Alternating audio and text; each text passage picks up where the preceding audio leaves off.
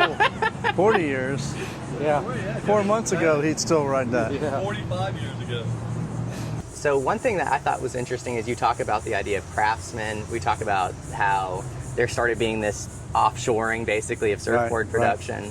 And you talk about how you see the future of craftsmen doing less and making more. Basically, their work being more valued. Right. Yeah, and I see that's going to be the kind of path that guys that are hand shaping now are going to have to get into, that custom board, higher end boards, because the market is getting flooded with these overseas boards that, you know, they're cheaper, they're getting better, you know, they are. And so price is a thing for a lot of people, and surfboards are disposable, you know, they don't last forever. And so I can see how the consumer is going to gravitate more towards that. And so in order to grab somebody at a higher price, you got to have a better product or something that's made for them, custom. Interesting about your story was that the first shaper that you saw shaping, Mary Ann Hayes. Yeah, it's a woman. Yeah, so I don't see a lot of women shapers now. There hasn't been, and they've. I don't know why.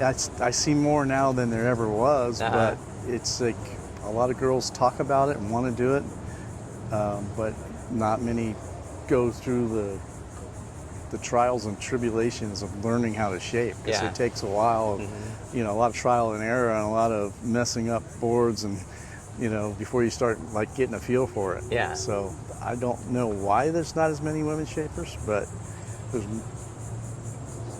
Back in that time frame when she was shaping, she was the only girl I ever knew that shaped, you know. It just happened to be who I saw first when I was a kid, you know. I was reading about your breakdown of your profits, and customs was your top bracket, right? Right, yeah. Yeah, usually with customs, people have an idea what they want, and they're not afraid to kind of put some extra stuff in the board. The options on surfboards could take $1,000 longboard and make it $1,600 really quick. Yeah, you know, we were talking about glossing. Just with the options. The glossing, polished gloss is one of the hardest things to do these days, and it takes a lot of time, a lot of effort. It's a physical job, polishing the board out. And labor-wise, there's not a lot of guys out there polishing. We train guys when we can, but we have a hard time finding someone that really wants to get in there and just polish boards every day. Yeah, it's not like sexy. No. That's where I started at Natural Art. That was my first job when I got a job at a surfboard factory. I was a polisher, but I loved it because it was like, I'm working at a surfboard factory. Right. I got to surf this morning, you know. Yeah. So it's one of those things, and I teach most of my guys who work for me from the bottom up, and we start them out in the polish room and doing rails and stuff like that, and so they learn all the aspects, because the polisher, he's the last guy at the end of the line, and if his part doesn't look good, everything else in front of it doesn't. Doesn't matter what the shape is underneath it. Yeah. Okay, so you're talking about this process of training people. I feel like historically there was a lot of mentorship, a lot of apprenticeship. And I feel like that's kind of a trend that's been going away, maybe coming back. I think so. I think it has been going away. Like a lot of the guys that are my age or a little younger that are shaping now all had a shaper that they saw or worked under or worked with that helped them along. A lot of the new guys are starting out on their own, and they don't have that mentor to kind of learn from. So they're kind of having to learn it on their own. You know, I did for the longest time until I started working in the industry. I did a lot of boards, trial and error. So if there is someone who wanted to get into shaping, into glassing, what would you tell them? Right. Yeah, it's hard. It's number one, if you could find a shop or a factory that would hire you as an apprentice to learn, that would be the best way, just hands-on and just getting in there and doing it. But there are a few guys out there actually taking that path of teaching. And this guy who owned a surf shop in Narragansett, Rhode Island, Warm Wind Surf Shop, he owned it forever. He used to make windsurfers and surfboards, and then opened his own surf shop. And he just finally retired, sold the shop. But he has a shop at his house, and he buys blanks and resin, and he gets a kid that wants to get a board, and he teaches them how to make a board. You know, and so there's people out there doing that, but they're hard to find. Yeah. You know, you really have to seek someone out that wants to spend the time to teach somebody, because it's a long process. It's not like you show somebody, here's how you do it, and you make it. It's not like making a cake or something, like here's the ingredients, mix it up, and here it comes out like that. It's a long process now to learn to make a surfboard. Yeah, an art and a technical skill. Right. Yeah. And so for you started making boards on your own, right? Before you worked for Local Motion. That was that your first? Natural Art was the first. Natural Art, thank you. Factory Yeah. worked for. And is that what you like to see? Like I can think of like Henry, who just started shaping here. Is that what you look for? Because it does help for somebody that's taking the initiative to kind of learn themselves and get started on something like that. Because you have to have a passion for it. If you don't have a passion for it, don't go make surfboards. You know, a lot of people do it. I want to just try it and make one. I didn't get that, but people who want to make it a living or career, make sure you've got that passion for it, because if you do, you'll be successful. If you don't have the passion, you're just doing it, it's probably not going to work out. Yeah. There's people who get into shaping. At what point do you trust someone to make a surfboard for you? That's kind of a hard question. Sure, it's definitely a hard question, because I've seen guys, you know, nowadays with the shaping machines and all the shaping programs there's guys that can put together a pretty decent board with very little knowledge. Okay. So there's ability to get boards out there from guys that haven't shaped lots of boards. So the thing about finding somebody that's shaped a ton of surfboards is they can help you find the board you want, more so than just asking somebody to build you a board that's going to work. So it's not even, putting the final shape aside, you're talking about the knowledge that you have in that relationship between the shaper and the surfer. Right. Okay, I never thought about that. I've been asked this different times, you know, what makes you a good shaper? And besides knowing how to work with my hands and doing lots of boards, what's made me a good shaper is being a good listener. Yeah. And I know a lot of shapers that kind of think they got it, know it, and they're doing all the talking. Sometimes you got to listen. I guess that's like, I have enough sales background where that's what they say. A good salespeople generally listen more. Right. Yeah. And understand what the need is. Yeah, exactly. Yeah. And you'll get a lot of people that will ask for the same thing because that's what they think they want or know, but then when you really dig into it, somebody's going to want this and somebody else wants something totally different. Yeah. And that's the hard part. It's getting into the mindset of what the person wants and needs. Feeling Right. whenever So I just don't know, like, either of those two. yeah, the Performance RC has it and the Locomotion doesn't. And I like it. I do it on all my own personal boards, but some guys will see it being so different, so radically different. Like, I don't know if I want that, but you do want that because it works. So what it does is tucks the edge under a lot further than it would normally tuck the edge under. And because it's on that angle and it's got an edge, the water doesn't want to wrap up around the rail and pull the rail down. It wants to release off of that chine. So now the board's a lot freer. Like coming off the top, sometimes on a longboard, you'll hit a little piece of chop and the nose will hit. And it just want to feel like you want to go over the handlebars. With the chine, it kind of just pops through it. So it really frees the board up is the best description of what I can say that it does. It makes the rail feel thinner too, so now the board is more responsive because of that, with the thinner rail.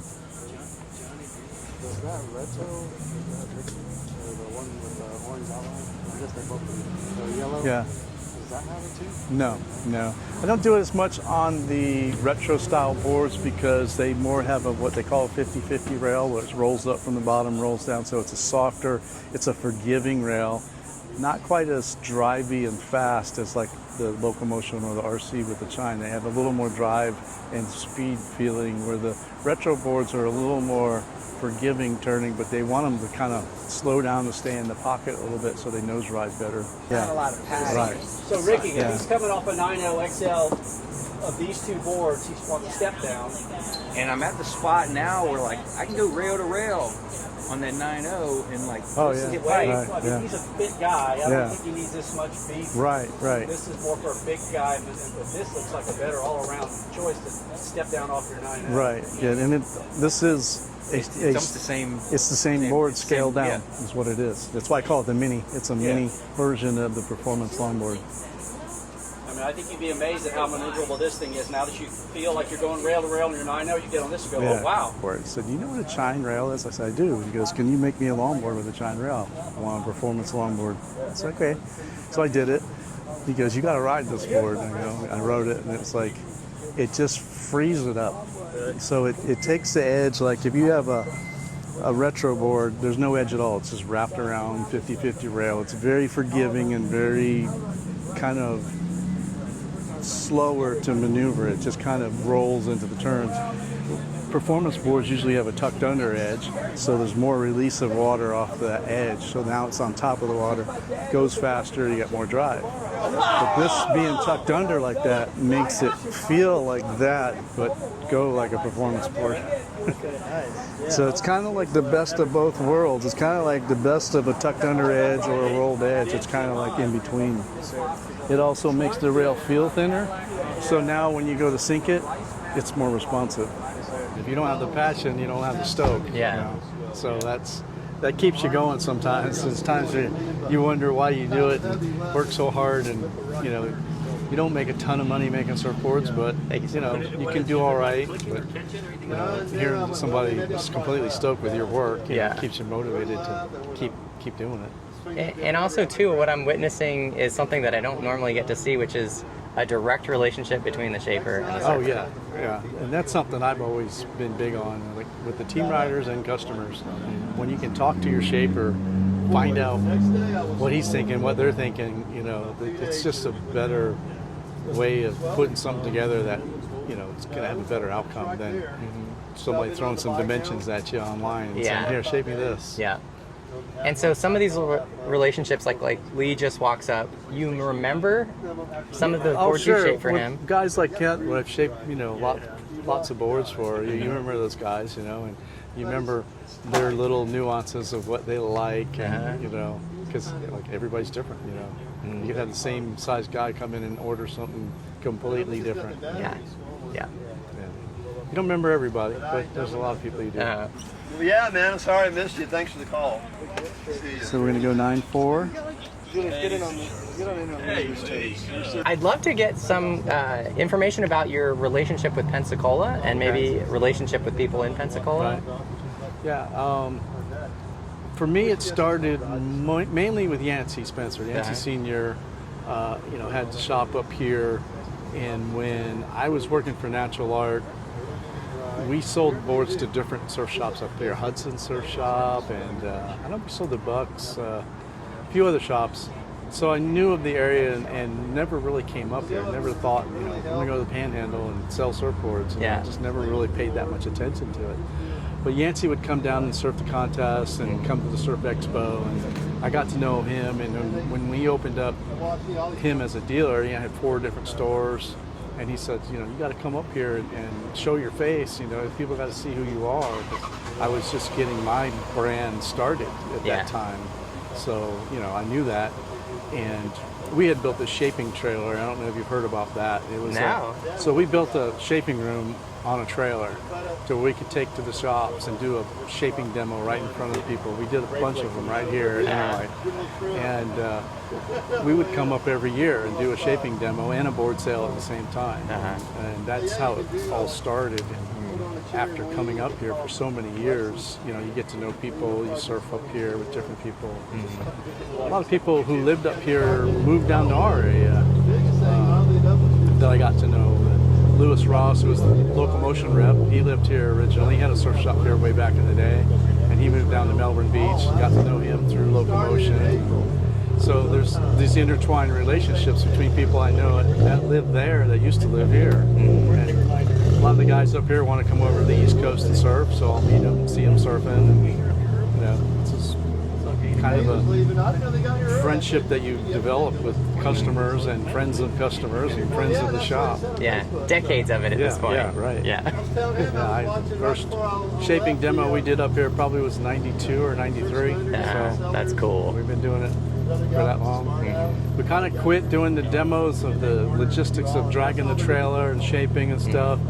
I found that I wasn't able, you saw how many people I got to talk to today. When I was doing the shaping demos, I wasn't able to talk to as many people face to face. So we kind of slowed down on doing the shaping demos and just came up and do the board sale. Yeah, that makes sense. It's always a good thing, you know. You learn a lot. It's like I go up the coast to all my accounts to see them, to talk to them, to talk to the customers, see what people are talking about. What are they thinking about? What are they riding? What's the trends? And you just stay at home and just stay in your factory. You won't learn nothing. Yeah, you're not collecting the information. Right. One thing I'm interested about is when someone tells you they're from Pensacola, do you think of a different type of shape, or that there's some things Sure, that... yeah. There's a lot going on there. Like what I've noticed even between Pensacola and the west coast of Florida down near Sarasota, Clearwater stuff, there's waves all the way around the Gulf Coast. But they're different. You know, it's different.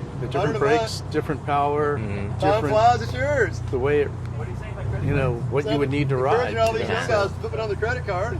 Learning all these 100 things a month, time flies. A year from now. is part of it. It's part of it. It's part of learning, you know, the different nuances of boards, brakes, surfers, you know, and all that comes after a long time of doing it. You know, it's not like you just do it once and you go, oh, I got this. You know, and it's kind of forever changing too.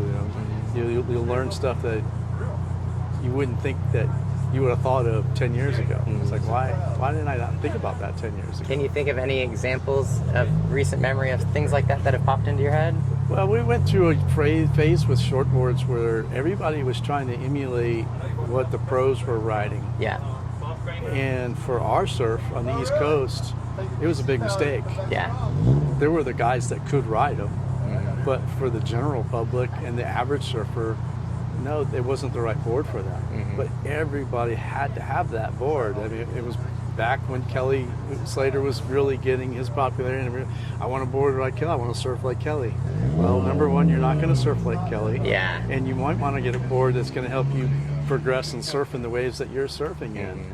And so we went through this period of boards getting smaller, thinner, narrower, to a point where they were stopping to work over in our surf. They just weren't working. Yeah. And that changeover of mindset, like we got to go wider, we got to go back to what we were riding before all this craze, and it's like a revisiting of a whole era came back with new modern thought process and technologies and, you know, just ideas and shape. It's like, oh, we do it like this now, and we combine what we know now and what we did back in the 80s. Now you got a shape that's even better for our conditions. What's your name? Sloan. Sloan. Sloan. Sloan. Yeah, I know like the a girl from Sloan. Ferris Bueller's Day Yeah, Off. Sloan. Nice to meet you. We have a friend named Sloan. Wait, that's exciting. Yeah. I feel like I never get to meet other Yeah. Sloans. So what are you looking at? Okay, so I have lots of questions, honestly. But what I'm really hoping for is like a good nose riding board. Okay. And I like the idea of a squash tail and the 3-fin setup.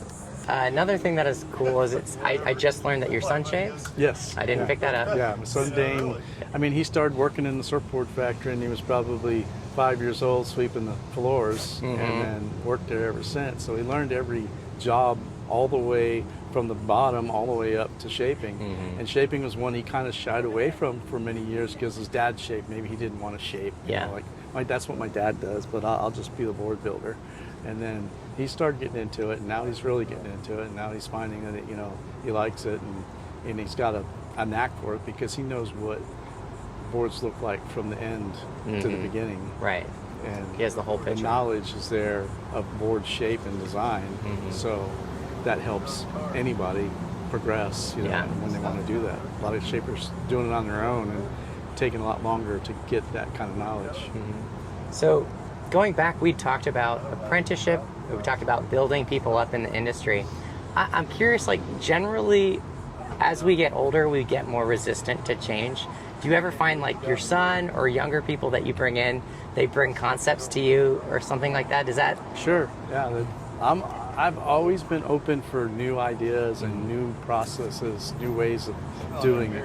My thing about what's made me, I think, excel in this industry was the fact that I was never happy with myself. Yeah. Just doing it the way I was shown. Yeah. Like, let's try it this way. Let's try this system. Let's try it this method. And taking the time to actually try it, time it, work it out, and see if you can find a better way to do the same job.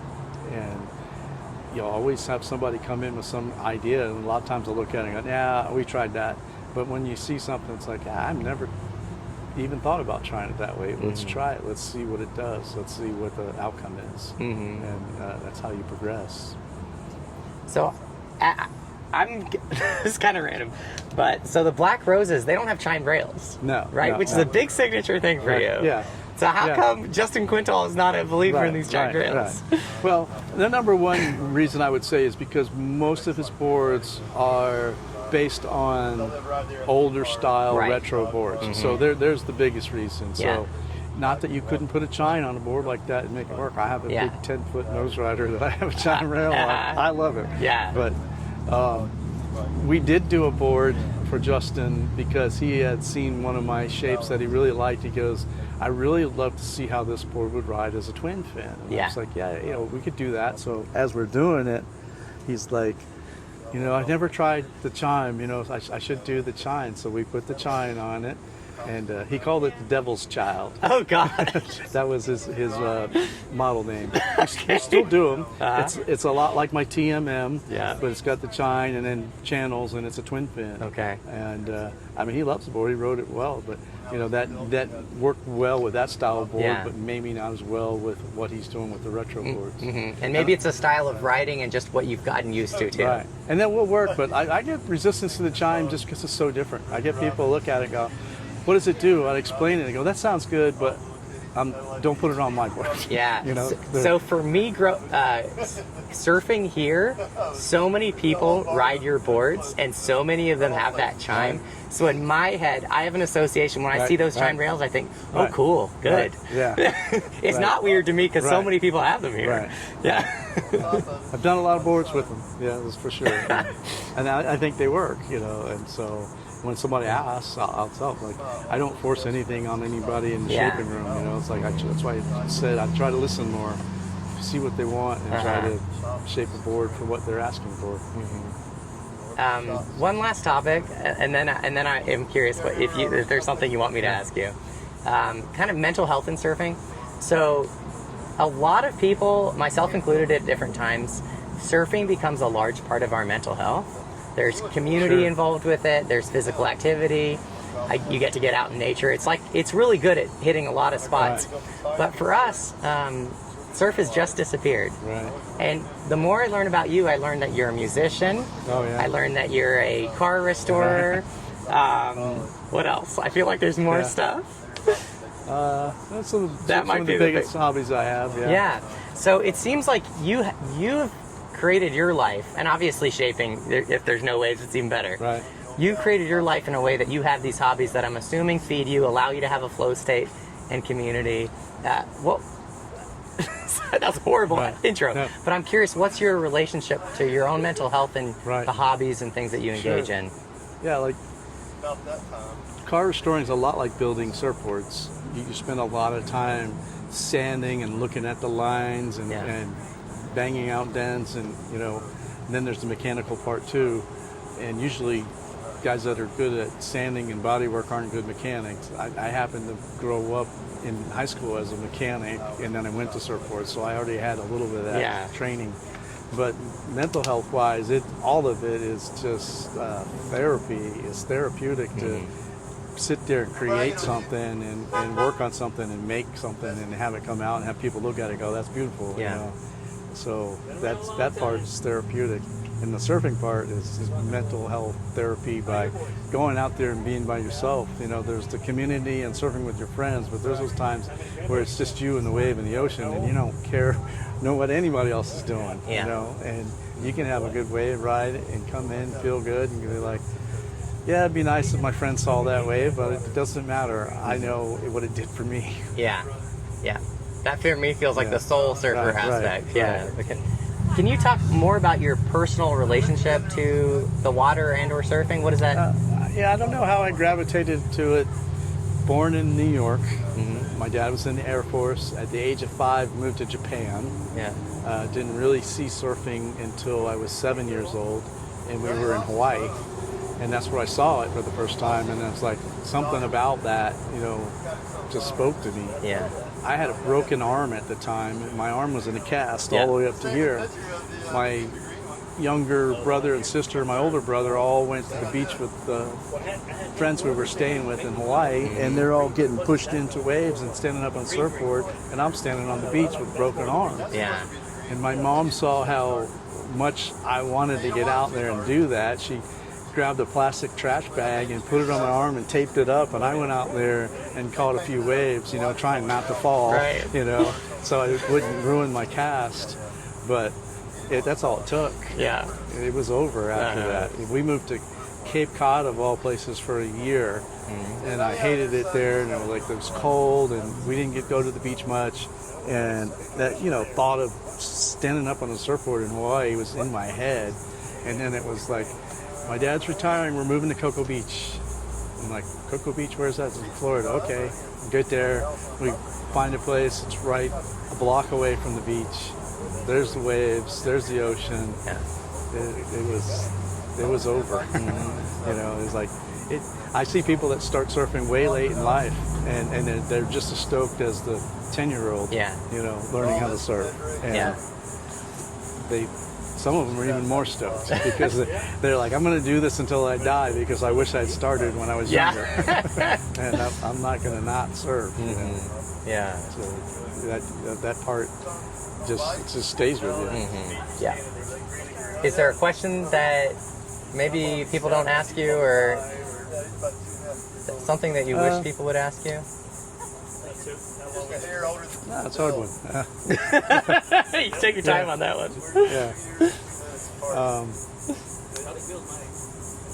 Yeah. I think people from talking to me and doing interviews and seeing what I post and stuff know me as, you know, Ricky Carroll, the surfboard guy, you know, the guy that builds surfboards and stuff. But they might not know a lot about other things in my life, like being a musician. And when I go play in a band sometimes, it's funny, you know, we'll play in areas where there's a lot of surfers on the coast, and a lot of people will recognize me, but some people I'm just another guy on the stage. And that's fun for me because I don't have to worry about owning up or living up to anything. I'm just the drummer in the band. Yeah. You almost, that anonymity is nice at times. Right. Yeah.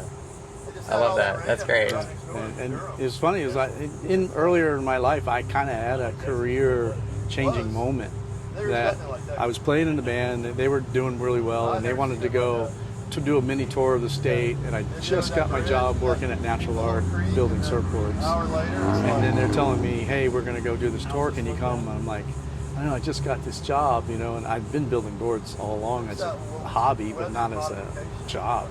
And they were like, well, you need to let us know because we're leaving in a couple of weeks. And I had to decide right then and there, do I want to go tour with the band or stay and work building surfboards? And, you know, it was a big decision because I love playing drums just as much as surfing. And, you know, everybody's dream of music is being a rock star. And it's like, I'm going to go out on the road with this band and tour, you know, I'm going to be a rock star, you know. To turn that down and say I'm going to work on surfboards, you know, it was a big deal. And so I still have the passion for music. I just know I'm not going to be a rock star. Yeah. Somehow you were able to find something that you were able to go into fully. Right. I was talking to Yancey. I was like, Ricky Carroll's probably the best shaper in Florida, right? He's like, oh, he's at least the East Coast. Yeah. So that's amazing to be. That must feel good to know that you're that that you've reached that pinnacle. Right, yeah. And it's been a lot of work and a lot of time put into it. There's a lot of guys that have shaped as long as I have, but probably not as much as I have. Yeah, right. Working for Natural Art was the busiest surfboard manufacturer on the East Coast. Yeah. From the early 80s, even late 70s, all the way through the 90s. They were the biggest surfboard company. Right. So working for them. I heard you doing the math. You got to 50,000, and that was a little while ago. Right, yeah. And then when I started my company, we were small, but then we ended up becoming the biggest producer of boards. And so being there and shaping all those boards, you know, it's just a lot of time, Yeah. a lot of experience, and you know that's where I guess it all come from, that Yeah. hard work and dedication. I hate to draw this out, but I feel like you have a successful business. I feel like to some degree that has to be, some of that success must come from how you treat people. What do you think? Yeah, definitely. I've always tried to work with my employees on a one of them their boss. Yeah. So I got to tell them what to do sometimes, and I got to tell them what they're doing wrong sometimes. But when I'm in there working, I'm an employee too. Yeah. So I see it from the other end. So I wouldn't call it empathy for them, but I understand what they're going through working as an employee, because I was an employee too for a company. That's what made me want to start my own business, was I wanted to do it my way. You know, Yeah. I had ideas and things that I wanted to do that maybe I couldn't do working for somebody else. Yeah. And so I understand all those aspects of treating people to where they feel like they're welcome, and you know they have a good spot there. And it's, you know, realistically, it's not a job that people make a ton of money at. So that passion comes back. Like, you find those people that have that passion, and they're willing to not make as much money as they could doing an IT job or something like that. Yeah. But they're doing something they love, and so they kind of, it's a little bit tighter knit group of guys working together. Yeah, I love that. Unless there's something else, I think that's good. Do you have maybe a last message for Inner Light? Well, I'm been stoked to work with Inner Light for all these years, and even with the passing of Yancey Spencer, you know, that fact that JB and Billy and Yancey Jr. and even Sterling, they kept this thing going, you know, and I hope they keep on thriving.